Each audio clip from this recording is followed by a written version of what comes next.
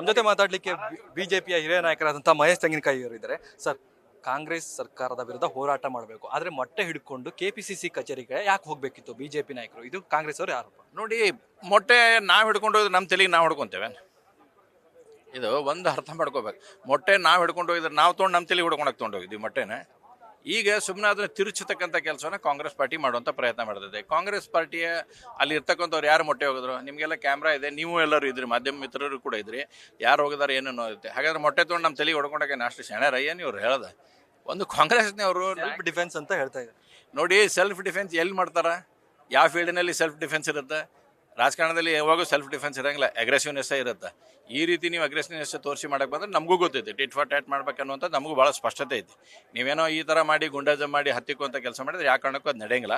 ಇದನ್ನು ಭಾಳ ಸ್ಪಷ್ಟವಾಗಿ ಸರ್ಕಾರ ಅರ್ಥ ಮಾಡ್ಕೋಬೇಕು. ಇಲ್ಲ, ಒಂದ್ ಕಡೆ ಬಿ ಪಿ ಹರೀಶ್ ಅವರನ್ನ ಲಾಕ್ ಮಾಡ್ಕೊಂಡ್ರು ಕಚೇರಿ ಪಕ್ಕದಲ್ಲೇ. ಎಲ್ಲರೂ ಒಂದ್ ರೀತಿ ಅವ್ರ ಮೇಲೆ ಹಲ್ಲೆಗೆ ಮುಂದಾಗಿರುವಂಥದ್ದು. ನೋಡಿ, ಇದು ಇವಾಗ ಭಾಳ ಸ್ಪಷ್ಟವಾಗಿದೆ. ಎಲ್ಲ ನಿಮ್ಮ ಮಾಧ್ಯಮದಲ್ಲಿ ಬಂದಿರತಕ್ಕಂಥ ವರದಿಗಳನ್ನು ನೋಡಿದಾಗ ಇವತ್ತು ಹರೀಶ್ ಅವ್ರ ಮೇಗಾಗಲಿ ಉಳಿದ ಶಾಸಕರ ಮೇಲೆ ಕೂಡ ಹಲ್ಲೆ ಮಾಡ್ತಕ್ಕಂಥ ಪ್ರಯತ್ನ. ಇದು ಯಾವ ನ್ಯಾಯ ಹಾಗಾದರೆ? ಏನು ಪ್ರಜಾಪ್ರಭುತ್ವದಲ್ಲಿ ಒಂದು ವಿರೋಧ ಪಕ್ಷವಾಗಿ ಹೋರಾಟ ಮಾಡೋದು ತಪ್ಪಾಗಿದ್ರೆ ಮಾಡಬಾರ್ದು ಹೋರಾಟ? ಇವತ್ತು ಇಲ್ಲಿ ಜಂತರ್ ಮಂತರದಲ್ಲಿ ನಡೆದಿರ್ತಕ್ಕಂಥ ಹೋರಾಟದ ಬಗ್ಗೆ ಭಾಳಷ್ಟು ಉಲ್ಲೇಖ ಮಾಡ್ತಾರೆ. ಇದೇ ಧಾರವಾಡದಲ್ಲಿ ನಡೆದಿರ್ತಕ್ಕಂಥ ವಿದ್ಯಾರ್ಥಿ ಹೋರಾಟ ನಡೆದಾಗ ಇದೇ ಸರ್ಕಾರ ಅವ್ರ ಮೇಲೆ ಲಾಠಿ ಚಾರ್ಜ್ ಮಾಡಿಸ್ತಲ್ಲ. ಅವಾಗ ಎಲ್ಲಿದ್ರು ಇವರೆಲ್ಲರೂ? ಭಾಳಷ್ಟು ವಿದ್ಯಾರ್ಥಿಗಳ ಬಗ್ಗೆ ತೋರಿಸುವಂಥದ್ದು ಪ್ರಯತ್ನ ಮಾಡ್ತಾರೆ. ಅವಾಗ ಹುಬ್ಬಳ್ಳಿಯಲ್ಲಿ ಧಾರವಾಡದಲ್ಲಿ ಲಾಠಿ ಚಾರ್ಜ್ ಆದಾಗ ಅವ್ರಿಗೆ ಸ್ಟ್ರೈಕ್ ಸದ್ಯಕ್ಕೆ ಮಾಡಕ್ಕೆ ಕೊಡಲಿಲ್ಲ. ಯಾಕೆ? ಅವಾಗ ಏನಾಗಿತ್ತು ನಿಮಗೆ ಮಾಡೋಕ್ಕೆ? ಈ ರೀತಿ ಕಪಟ ನಾಟಕವನ್ನು ಮಾಡುವಂಥದ್ದಾಗಲಿ, ಕಪಟದ ಕಣ್ಣೀರು ಹಾಕುವಂಥದ್ದು ಅವಶ್ಯಕತೆ ಇಲ್ಲ.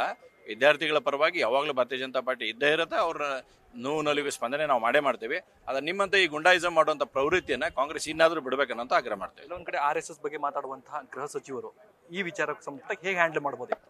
ನೋಡಿ, ಇವತ್ತು ಗೃಹ ಸಚಿವರು ಭಾಳ ಆರಾಮಾಗಿ ಇದನ್ನು ಹ್ಯಾಂಡಲ್ ಮಾಡ್ತಕ್ಕಂಥ ಇದೇನು ದೊಡ್ಡದೇನು ಹೋರಾಟ ಇದ್ದಿದ್ದಿಲ್ಲ. ಯಾರು ಅಲ್ಲೇನು ಬೇರೆ ರಾಡ್ ಗೀಡ್ ಇನ್ನೊಂದು ಮಚ್ಚು ತೊಗೊಂಡು ಬಂದಿದ್ದಿಲ್ಲ. ಒಂದು ಪ್ರಜಾಪ್ರಭುತ್ವ ಅಡಿಯಲ್ಲಿ ಏನು ಹೋರಾಟ ಮಾಡ್ಬೇಕು ಅದು ಮಾಡುವಂಥದ್ದು ಬಂದಿದ್ರು. ಬಟ್ ನಿಮ್ಮವ್ರ ಮೇಲೆ ಆ ಥರ ಹಲ್ಲೆ ಆಗಿದೆ ಅಂತ ಪೈಪ್ಗಳಿಂದ ನೋಡಿ, ಡೆಫಿನೆಟ್ಲಿ ಇವತ್ತು ಹಲ್ಲೆ ಆಗಿದೆಲ್ಲ. ಶಾಸಕರ ಮೇಲೆ ಆಗಿದೆ, ಹರೀಶ್ ಅವ್ರ ಮೇಲೆ ತತ್ತೆ ಎಸೆದಿದ್ದಾರೆ, ಇನ್ನೂ ಅನೇಕರಿಗೆ ಹೊಡೆದು ಬಿದ್ದಾವ ಅಂತಕ್ಕಂಥ ಮಾಹಿತಿ ಇದೆ.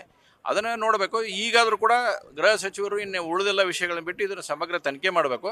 ಮತ್ತು ಯಾರ್ಯಾರು ಇದರಲ್ಲಿ ತಪ್ಪಿಸರಿದ್ದಾರೆ, ಯಾರು ಈ ರೀತಿಯಾದಂಥ ಹೋರಾಟ ಮಾಡುವಂಥ ಪ್ರವೃತ್ತಿಯನ್ನು ಬಳಸ್ಕೊಂಡಾರ ಅವ್ರನ್ನ ಒಳಗಾಗ್ತಕ್ಕಂಥ FIR ಮಾಡಿ ಒಳಗಾಕ್ರಿ. ಮೊದಲು ಸರ್ಕಾರ ಐತಿ ಅನ್ನೋದ್ರ ತೋರಿಸ್ರಿ ಜನರಿಗೆ ಕಡಿಕೆ. ಒಂದ್ ಕಡೆ ನೀಟ್ ಪ್ರಶ್ನೆ ಪತ್ರಿಕೆ ಸೋರಿಕೆ ವಿಚಾರದಲ್ಲಿ ಮೋದಿ ಅವರ ಮೌನ ಜೊತೆಗೆ ಅಲ್ಲಿ ನಡೀತಾ ಇರುವಂತ ಹೋರಾಟ, ಇದನ್ನ ಹೇಗೆ ನೋಡ್ತಾ ಇದ್ದೀರಾ? ನೋಡಿ, ಸಿಂಪಲ್. ಇವತ್ತು ನೀವು ಮೌನದ ಬಗ್ಗೆ ಕೇಳ್ತಾ ಇದ್ದೀರಿ. ಧಾರವಾಡದಲ್ಲಿ ಕಲ್ಲು ಪೊಲೀಸರಿಗೆ ಇದು ಮಾಡಿದ್ರು, ವಿದ್ಯಾರ್ಥಿಗಳನ್ನ ಹೊಟ್ಟೆಡ್ಸಿ ಹೊಡೆದ್ರಲ್ಲ. ಅವಾಗೇನು ಮುಖ್ಯಮಂತ್ರಿಗಳು ಮಾತಾಡಿದಾರ? ನಿಮಗೊಂದೇ ನಮಗೊಂದೇ ಯಾಕೆ? ಮುಖ್ಯಮಂತ್ರಿಗಳು ಮಾತಾಡಿದ್ರು ನಾವಾಗ? ಅಥವಾ ಯಾವ್ದಾರು ಸಚಿವರು ಮಾತಾಡಿದ್ರ? ಜಿಲ್ಲಾ ಉಸ್ತುವಾರಿ ಸಚಿವರು ಮಾತಾಡಿದ್ರ? ಯಾರು ಒಂದು ತುಟಿ ಪಿಟ್ಟ ಕನ್ಲಿಲ್ಲ. ಈಗೇನೆಲ್ಲರೂ ಬಂದ್ಬಿಟ್ರಲ್ಲ ಒಮ್ಮಕ್ಲೆ ರೋಡ್ಗೆ. ಅದನ್ನು ಅರ್ಥ ಮಾಡ್ಕೋಬೇಕು. ಮೊದಲು ನೀವು ಒಂದು ಕೈಲಿ ಬಟ್ಟೆ ತೋರಿಸಿದ್ರೆ 3 ಬಟ್ಟೆ ನಿಮಗೂ ತೋರಿಸ್ತಾವೆ. ಅದನ್ನು ಸ್ಪಷ್ಟವಾಗಿ ಮುಖ್ಯಮಂತ್ರಿಗಳು ಅರ್ಥ ಮಾಡ್ಕೋಬೇಕು, ಅವ್ರ ಸಚಿವರು ಅರ್ಥ ಮಾಡ್ಕೋಬೇಕು. ಒಂದ್ ಕಡೆ ಜಂತರ್ ಮಂತರಲ್ಲಿ ಯುವ ಶಕ್ತಿ ಮೇಲೆ ಲಾಠಿ ಚಾರ್ಜ್ ಆಗಿರುವಂತದ್ದು, ಇದನ್ನ ತಾವು ಹೇಗೆ? ನೋಡಿ, ಯುವ ಶಕ್ತಿ ಮೇಲೆ ಲಾಠಿ ಚಾರ್ಜ್ ಯಾಕಾಯ್ತು ಅನ್ನೋದನ್ನ ನಾವು ಅರ್ಥ ಮಾಡ್ಕೋಬೇಕು. ಅಲ್ಲಿನೂ ಕೂಡ ಆಂಟಿ ಎಲಿಮೆಂಟ್ಸ್ ಅಂತಕ್ಕಂಥ ಇವ್ರೇನು ಪ್ರವೃತ್ತಿ ಐತಲ್ಲ, ಆ ರೀತಿಯಾಗಿರ್ತಕ್ಕಂಥ ಅನೇಕರನ್ನ ಅದರಲ್ಲಿ ಸೇರಿಸುವಂಥ ಪ್ರಯತ್ನ ಮಾಡ್ಯಾರ.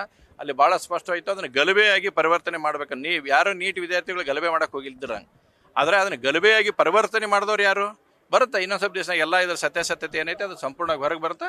ಅವರು ಅಲ್ಲಿ ಯಾರು ಗಲಭೆ ಕಾರಣ ಅದು ಆ್ಯಕ್ಷನ್ ಆಕೈತಿ. ರಾಜ್ಯ ಸರ್ಕಾರದ ವಿರುದ್ಧ ನಿಮ್ಮ ಹೋರಾಟಗಳು ಇವತ್ತಿಂದ ಹೇಗಿರುತ್ತೆ? ಜೊತೆಗೆ ಹಿಂದೆ ಸಿದ್ದರಾಮಯ್ಯ ಅವರ ಕಾರ್ ಮೇಲೂ ಕೂಡ ಬಿಜೆಪಿ ನಾಯಕರು ಮೊಟ್ಟೆ ಎಸೆದಾಗ ಸಾಕಷ್ಟು ಹೋರಾಟ ಕೂಡ ಅವರು ಕೂಡ ಮಾಡಿದ್ರು. ಈ ಬಾರಿ ಮುನಿರತ್ನವ್ರ ಮೇಲೆ ದಾಳಿ ಆಯಿತು, ಈಗ BP ಹರೀಶ್ ಅವ್ರ ಮೇಲೆ.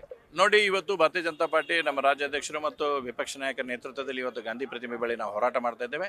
ನಾವು ಯಾವಾಗಲೂ ಅಹಿಂಸಾತ್ಮಕವಾಗಿರ್ತಕ್ಕಂಥ ಹೋರಾಟ ಭಾರತೀಯ ಜನತಾ ಪಾರ್ಟಿ ಮಾಡುತ್ತೆ. ಹಿಂಸೆಗೆ ಅಂದು ಕೂಡ ನಾವು ಪ್ರಚೋದನೆ ಮಾಡಿಲ್ಲ, ಮಾಡುವಂಥ ಪ್ರಶ್ನೆ ಇಲ್ಲ. ಇವತ್ತು ನಮ್ದು ಇಲ್ಲಿ ಹೋರಾಟ ಪ್ರಾರಂಭ ಆಗುತ್ತೆ. ಮುಂದೆ ರಾಜ್ಯದ ಘಟಕ ಅದರ ಬಗ್ಗೆ ಸಂಪೂರ್ಣವಾಗಿರ್ತಕ್ಕಂಥ ತೀರ್ಮಾನ ತಗೊಂಡು ಮುಂದಿನ ಹೋರಾಟದ ರೂಪುರೇಷೆಗಳನ್ನು ನಾವು ತಯಾರು ಮಾಡ್ತೇವೆ.